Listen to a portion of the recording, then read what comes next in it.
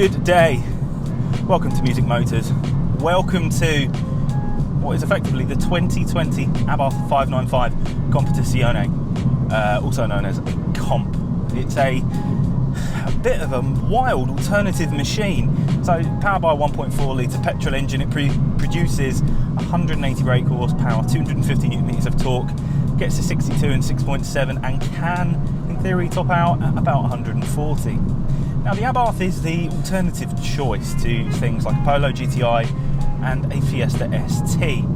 Both give you around about the same 0 to 60 time, round about the same top speed, but if anything, it probably comes in considerably cheaper and stands out considerably more, purely from the fact that there's a lot less of these about than almost anything else, although Polo GTIs, to be fair, are relatively rare.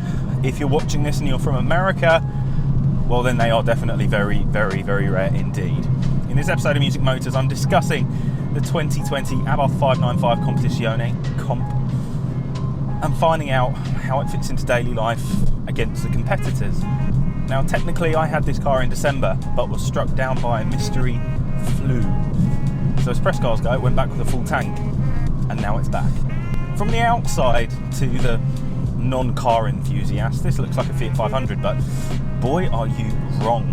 Now up front, the front bumper is significantly different to any 500 or 500S that you're going to find. Down the side, again, significantly different side skirts, different alloys. This one's got 17-inch Corsa alloys because it is a comp, although many owners find themselves putting OZ racing wheels on. Rear end, that amazing rear diffuser, and to be fair, the rear diffuser is what makes these stand out from a standard one. If you come up behind it and you're not quite sure, look at that rear diffuser. Even if it's a 145 brake, the rear diffuser is totally different to anything Fiat, so it looks substantially different when you start paying attention. Now this one's finished in podium blue. It is an option, metallic paint option, but boy is it a brilliant colour. This one also has yellow brake calipers, another option, and it has an aluminium antenna plug on the roof. So instead of having a big floppy or sticky outy antenna, you've got a nice aluminium finish on the roof. Looks kind of weird, also kind of looks like someone might have nicked your antenna, but no, it is on purpose.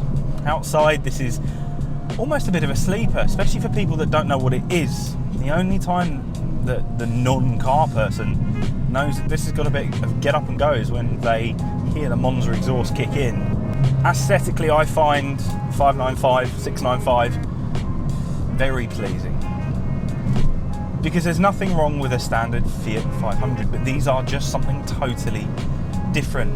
They say something totally different about you, because these can be driven completely normally and these can do the completely normal things that Fiat 500 would do, but an Abarth does it in just a better Italian way. I guess really from that outside point of view, there's only one negative point, and that comes from my other half owning one of these door handles. Keep an eye on those. They break off completely. It's a bit of an expensive unit, but if you get them just as they are getting loose, you can fix it for about £15 on eBay. Totally common. All Fiat 500s, Abarth 500s, they all do it. Just something to keep in mind. Just something to keep an eye on. Town economy is an important figure for anyone who's going to drive these around town. And bearing in mind, the idea, the concept of these is city cars. So let's see what we turn around when we are just on back roads, going from point A to point B, driving relatively sensibly.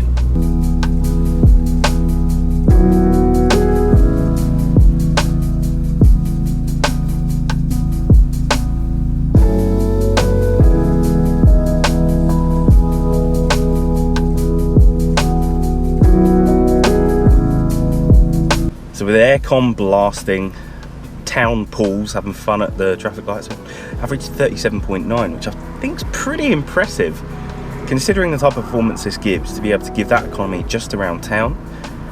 The fact that it gets really good economy on the motorway, which you'll either have seen before this or after this, depends how I edit this video together.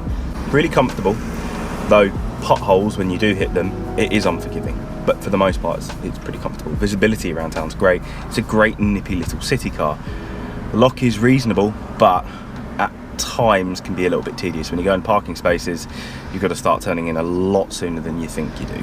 When you get inside, well, things haven't really changed over the last few years. still got, especially in the comp, that optional bigger infotainment screen. You've also got that nice kind of TFT display in front of you, but for the most part the rest of it seems the same. Now, they aren't using that Interscope sound system anymore, they're using Beats, which again in this example is an option. The Beats sound system is a significant improvement on the standard system, and if you're going to do any amount of, shall we say, longer drives, I would advise you getting them. This has got the normal fabric seatbelt seats, which a fair few people have said to me, no, you can't daily in these. You can. I've put several hundred miles on these seats, not on this time, but I did it in December. And to be fair, if you sit with good posture, they're absolutely fine. They are very comfortable. And yes, being a comp, you do feel the road more. And yes, the seatbelts do reiterate it to you even more. But boy, is this a nice ride. Do you feel everything? Yes. Does it give you great driver feedback? Yes. Your passenger has a good amount of headroom, to be fair. Now I don't have such a ridiculously tall hair. I have no issues in things in smaller cars. Now, rear passenger wise, so long as the front passengers are set upright, it's actually not too bad. Yeah, it is only a 4-seater. And I do totally understand the fact that maybe you want something with a bit more space, and the Fiesta gives you that and the Polo gives you that. But there's something quirky about the interior of this, which is just so lovely. Maybe it's on top of that turbo bar, that boost gauge. Pretty cool. Although by everything I've heard on the owners' forums, pretty inaccurate, but cool to look at all the same. Inside, everything else is at your fingertips. If you go for a comp, you do have nice climate control. None of this turning air conditioning on yourself and kind of setting it on a 3 and like a medium low setting. You just say I want it at 16 degrees and go. Pretty easy to go. And because it's quite a small car, very quick to cool the car down itself. Now, the boot space is relatively good. You can fit quite a lot of stuff in there as normal daily life goes. I would say it's within reason, no worse than a Polo GTI. No worse than a Fiesta ST, although the Fiesta ST might have a bit more depth. Within reason, well, this is just as good as a Competition in boot space. I would say, from a driver point of view, visibility is very good. Rear parking sensors, some owners option after to put on reversing cameras. Not that you really need it, but if you're so inclined, you can do that yourself. Inside just feels really well built. It's relatively quiet considering it's on P0 Neros even. And I just quite enjoy being inside this 595 comp. It's a great place to be. You know those moments where you've said, I'll do something, without realising how far away it is? Today's one of those moments. I have 190 miles each way to go. Actually, I'm doing it over 2 days, so it won't be so bad.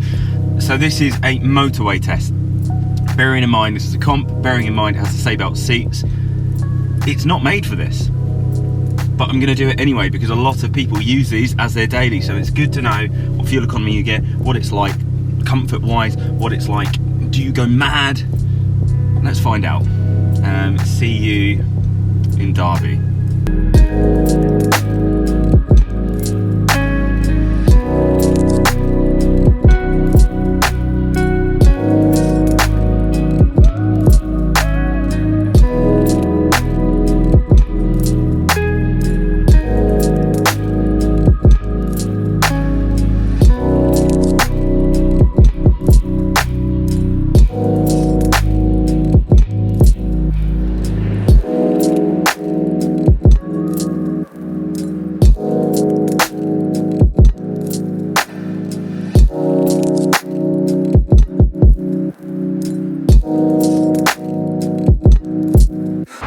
Well, I've arrived.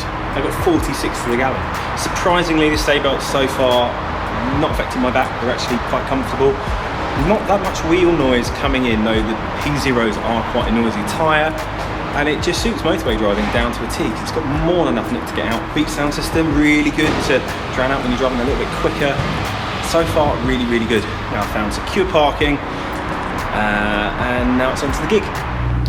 Good morning, it is morning. It is time to get back on the road with a little bit of running around yesterday prior to getting to the car park properly and some little bits here and there. It's now knocked it down to 44.9 average, and we've got another 200 miles to go. So let's go.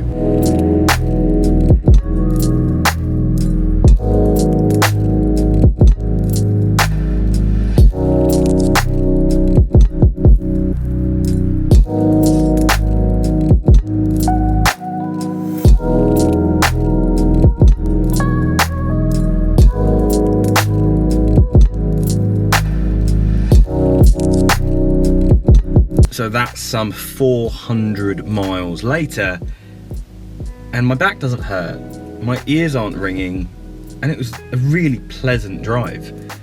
So many people say that these seatbelts are ridiculously harsh and you can't do long distances in them, which if you sit with bad posture, might be true, but if you sit with correct posture, they support you and hold you, they're really comfortable. The Beat sound system is punchy and powerful enough to cut through some of the road noise that does come through, depending on what tyres you've got on. This has got P0s on, the standard Abarth tyre, and they are quite a noisy tyre.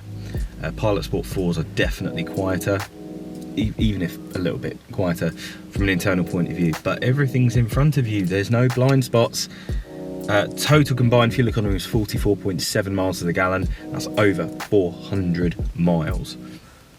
And whilst there was a lot of motorway driving, there's a big section in the middle which has loads of roundabouts, and it still managed to turn that around, bearing in mind it has all those roundabouts. Really impressed. Much better daily than I thought it was going to be from that long distance commute point of view. Now performance, as I said, 180 brake horsepower, 250 newton meters of torque, 6.7 to 62, and well, 140 mile an hour top speed, though some owners claim that they see a little bit more than that. I'm not stupid enough to try it on UK roads. The biggest thing that I find with these versus against the Mini Cooper S, Polo GTI, Fiesta ST, is the torque steer is kind of controllable.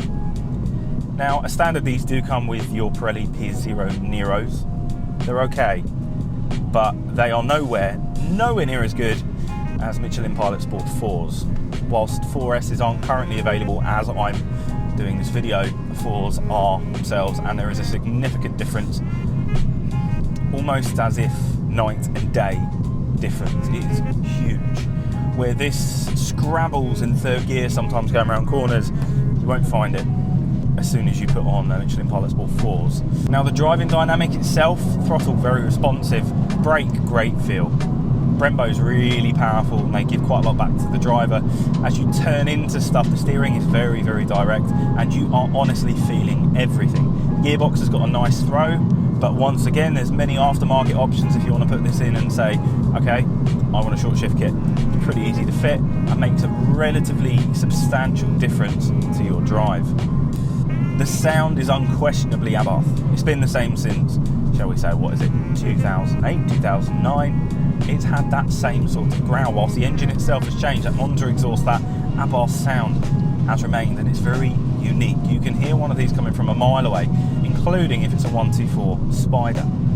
Really, really love the sound of these, and I love the way these pull. On remap, these 180s go straight up to 220 brake and beyond. There's some crazy builds out there with 280, 300 brake horsepower. Can't imagine how it actually manages to put any of that power down, but let's say it would be a bag of fun. And this really does feel like a go-kart. You throw it in, it feels comfortable and controlled. At no point does this feel completely out of control. Some of the competitors, you push them to a point and they feel like they're trying to throw you off the road, and this never does. It feels really balanced and composed, and it's a brilliant driving feel. Economy wise, well, at best you can see up to, if you're really lucky, 50 miles to the gallon, but expect to see something like low 30s if you're driving around town, because you will constantly be wanting to hear that amazing growl. Prices. So if you want one with no options, you're talking about 21.8. But if you want to go for one with some options like this, you're talking more about 23.1.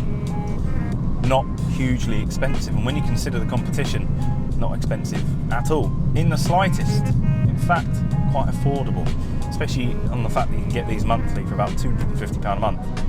It's pretty impressive. Aesthetically, this looks really good. The interior, to be fair, is quite well built, does stand the test of time, and I can vouch for that from the fact that in our household we have one, and it has most definitely stood the test of time.